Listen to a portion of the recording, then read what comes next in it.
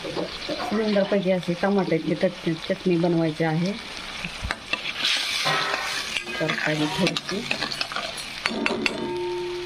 तर त्यामध्ये कांदा टाकलेला आहे. कांदा आणि टमाटे छानपैकी असे फ्राय करून घेतलेले आहेत.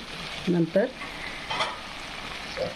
लाल तिखट, हळद, मीठ, शेंगदाणे कूट आणि तीळकूट सुंदर असं आपल्याला टाकून घ्यायचं आहे टमाट्याच्या चटणीमध्ये.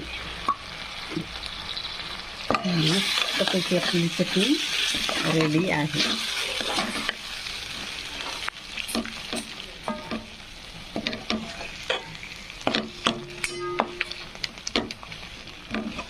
टमाटा चटणी